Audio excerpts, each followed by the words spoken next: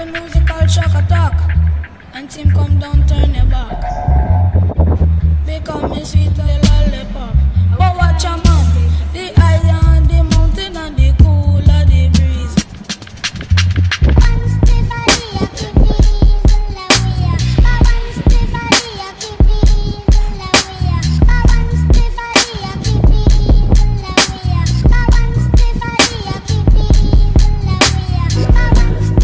Tell me who that nigga if it ain't me. If it ain't a party, then it's finna be.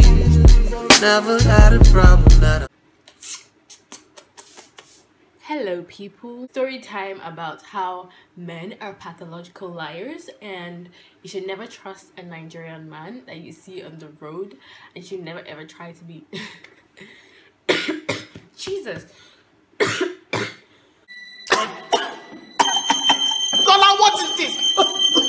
Low-key, this video should probably be called how to trust your inner spirit and not your conscience, and how to trust God more, and how to listen to your, the hearing of the spirit. Actually, you know what, let me get my wig because I think I look too unserious. Sorry. Okay, so I'm back with a wig. I don't even look that great. I just decided I just look as if I didn't just wake up. Yeah, even though I just woke up. It's going to be a story time. Come on. Yo, I don't even know why I'm doing this because, first of all, it's a bit risky. I'm sharing my personal life to people. Okay.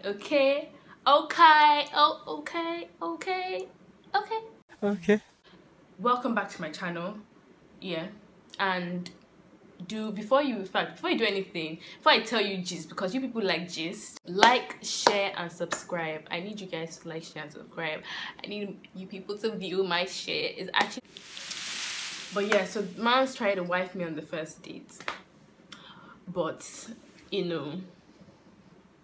aside from the fact that it seems like a lie, but your girl is pretty. I mean, what do you expect? Now them they rush me. And they rush us. Now them they rush. It was break time at work. It was a beautiful sunny day. I was going to like a supermarket nearby my workplace. I was actually very broke that day. Let me just be real with you. I usually buy like amala because amala is my favorite food. So I usually buy amala and see the way I say amala. Okay, I usually buy amala, and but that day I couldn't work it out, Mans was broke, so I walked to a supermarket to buy like biscuits and stuff just to feel me like for the meantime. I lied, it was not a sunny day, it was a rainy day. I didn't have an umbrella, but I used like somebody's umbrella that was partially broken. But I went and I was looking raggedy. I didn't even look like, I literally don't even wear makeup to work, so like that this person did not have sense. Low-key hold the broken umbrella and just cover myself as much as possible. Then your girl got stopped. The person I was not like, okay, do you need a ride? I was like, no, I'm just going here innocently. I was just like, okay, I'm just walking here, and it was raining. So imagine like your girl trying to struggle, and I was doing the most shy, but I just said okay, that I was literally like, oh, it's only because it's raining that I'm entering your car. I feel like a bad bee. Anyways, I entered the guy's car. Second red flag. So he was like, oh, what am I getting? I was just like, oh, I want to get biscuits and stuff, and he was like, no, pick whatever you want. Third red flag. He doesn't mind that, oh, he heard that moi here is good. I was like, this guy is doing too much, low-key. Honestly, I was not even like, I don't know, I'm the type of person that I don't like being too dependent on anybody. Like, even if that day I'm very broke, I rather eat my biscuits and stay broke that day, and then wait for somebody to do anything for me, to be fair. Like, Miss Independent and that. He now said, okay, where do I work? Let me drop you back. I was like, okay, calm, it's just here. My plan was low-key, this guy will drop me, I'll never see this guy again. Even if he tries to ask for my number, I'll probably block it, because you know how Nigerian guys like to pressure girls to giving their number. You feel like, okay, and me, I'm very nice to the point where I'm kind of naive. He dropped me at my office, and he was now like, okay, I live really near, that let me get your number, we should go out. From there I said, Fike, you have better one chance. Calm, I didn't spend money. Nice. I eventually gave the guy my number, and I really was going to block it, but just like, Fike, times are hard. Let me just see how this guy is. Maybe he's not as terrible as I assume he is, and maybe not every guy you meet on the road is a creep. Fourth red flag, I was wrong. As soon as possible, he was like, I really find you. I don't even know what he said. I don't remember the details because I was not paying attention like that. But he started chatting to me and was like telling me about himself, what he does. He was not like, oh, we should have a date, we should meet again. I was like, I'm just going with the flow. I have this thing about me that I don't really like being rude or standoffish to people, because at the end of the day, everybody is somebody, And yeah, the guys tried to take me on dates for like, when somebody tries, they have tried different ways. Let me drop you back home. There was even a suggestion he made. I closed late. I think I closed kind of late because I usually do overtime, so I usually just close any time that is late, sha. So he was like, oh, let me drop you at home. I'm like, why do you want to? He was so eager. Let me drop you at home. Like, let me drop you at home. I was like, this guy is he's acting a bit creepy. Good though, like I can find my way back home and stuff like that. Several times he tried to ask me, okay, let's go out. I'll find one reason, or I will actually probably be really busy. He reminds me of one of my friends that passed away. And then he he has the same surname as the guy, so I was kind of like, this is weird. He looks like my friend and he has the same surname. So I asked him, like, in one of our conversations, if he knew him, and I was like, no, he doesn't. I said, okay, cool, calm. So one fateful day, he asked me, okay, let's go out to eat, that I just want to get to know you.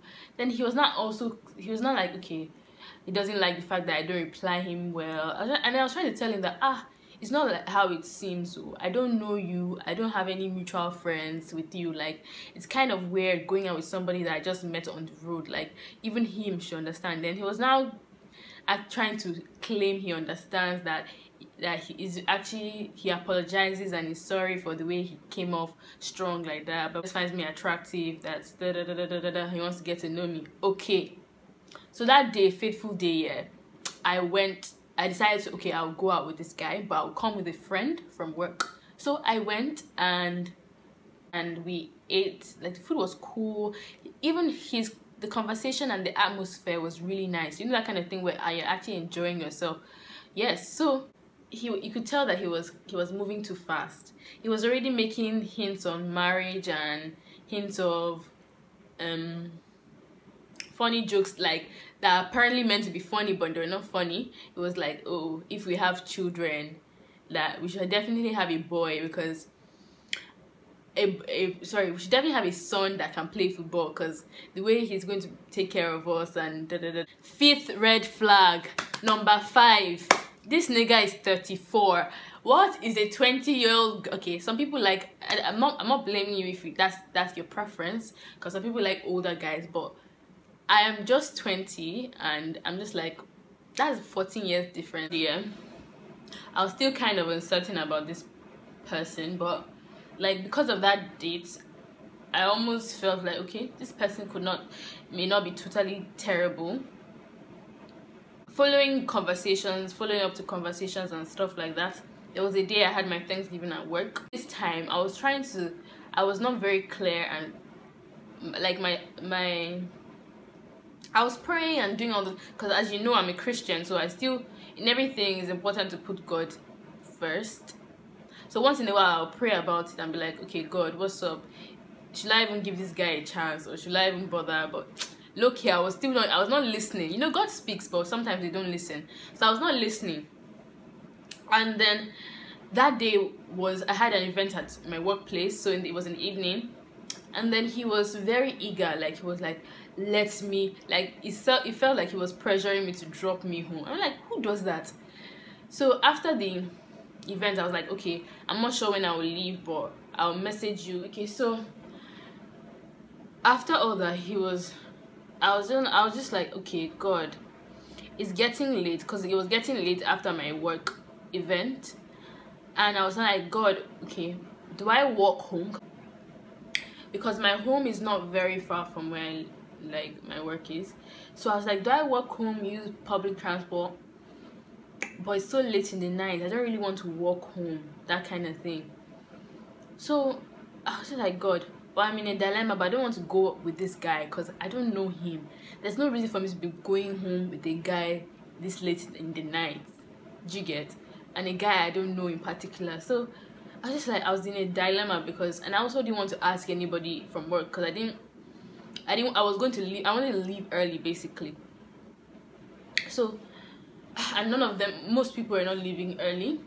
So I wanted to leave early. So I was just like, okay, what do I do? What do I do, God? And I just said this simple thing. It was not even a prayer. It was nothing. I said, God, if it's your will for me to go with this guy, give me a sign. I think that's what I said. If it's not your will, give me a sign. And when I say a sign, I mean like an obvious sign, like something that will stop me from going either way, because really they're both risks. When I think of it, walking home late in the night and going with this guy, they're both risks. One of my friends at work she messaged me. She's new to the workplace. Shout out to her. Was like, okay, she messaged me like randomly, because a lot of girls, when they're like, when you don't know them, they're kind of snobbish. But she was very cool and that, and I had just met her like a couple of days before that day. So she was like, oh, when am I leaving, that we should leave together. So she lived in VI and I lived around closer. I was like, this is amazing. Like, okay, God, this is the sign. Like, so me thinking that, I was actually thinking that, okay, this babe has a car, so she's probably like going to drop me home. I'm going to be super safe. Like, I'm not even going to be using public transport or walking home or even using this guy that I just met. Like, I was like, God, that was quick. So bear in mind, I was walking, and then she was like, I was like, okay, where's your car? She was like, I didn't drive. Like, she was like, oh, I was like, oh, okay, so how do you want us to go? She said Uber, and I said, I don't have money to split. I don't have cash to split. I didn't even have the Uber app either, so like I only use Taxify. And then she was now like, okay, let's just walk together, like use public transport together. And I said, oh, we're not going the same place, so it's not like, it's a totally different route she's taking, it's a totally different route I am taking. So I was like, God, this is the answer you gave to me. Should I actually call this guy and tell him, okay, come and pick me so I can walk? So I can go home.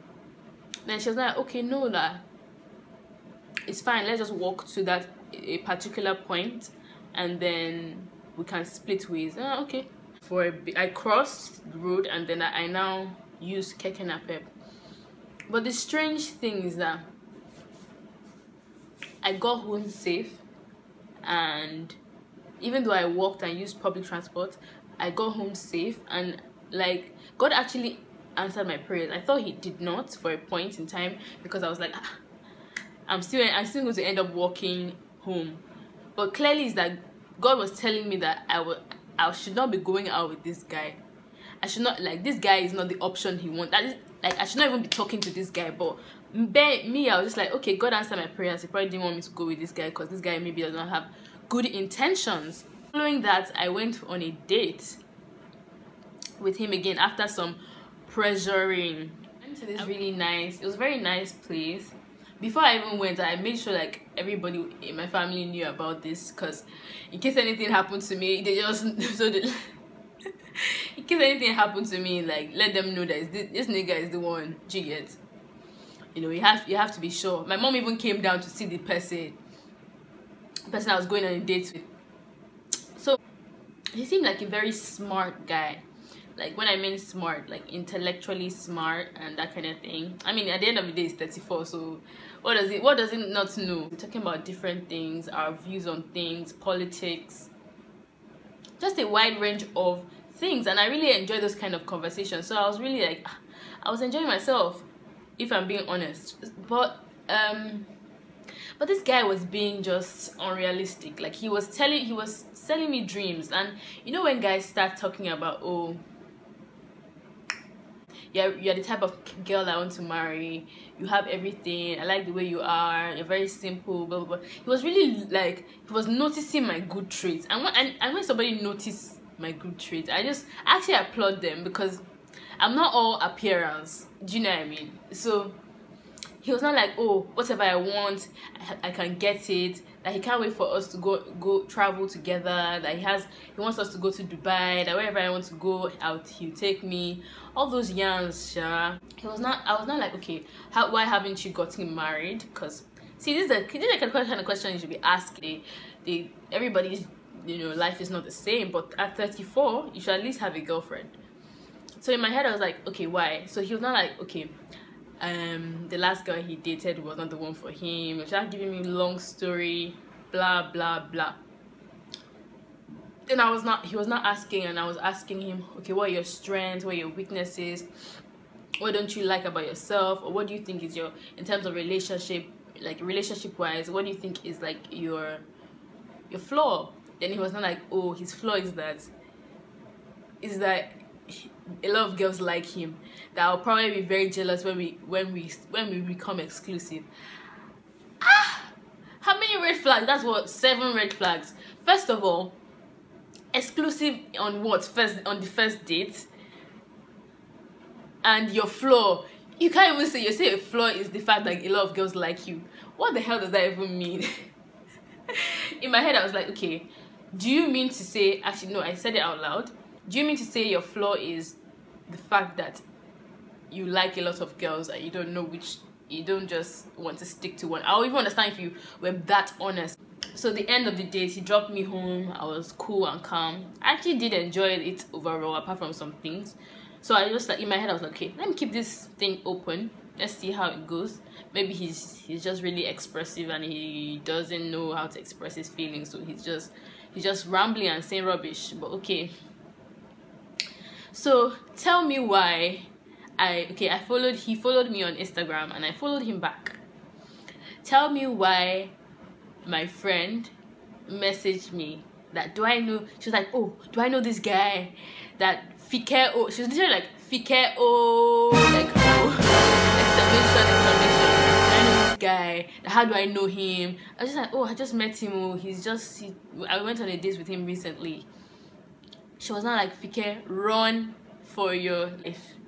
I was like, okay, why should I be running for my life? Tell me why this girl said he tried to move to her and he's still even currently moving to her, that he has sold her the exact same dreams of wanting to marry her, and he even has rape tendencies. I said, hey God, thank you Jesus. See, apparently the guy even tried to rape her own friend, and I was like, okay, how did I enter this situation? How did I not listen to the first? How did I not notice, first of all, how did I not notice the 7 red flags, if not more? How did I not listen to God when he said, Fike, dodge that bullet? It's funny now, but see, when I think of it, I could literally have been raped, you know, if my friend did not notice that I was following the guy and message me. After that, I just literally blocked the guy on everything. And even, in fact, I'm going to use this video to show you that you should not be naive, and you should not just be dumb like me and just be nice to anybody you see because they're nice to you, because discern from what is right and wrong, what seems right, and also listen to God. If you're a Christian, if you're a believer, whatever your religion may be, here don't always be close-minded, you know. That's the moral of this story. And yeah, one more thing, men are trash. Alright guys, I hope you enjoyed this video. Like, share and subscribe. vibe.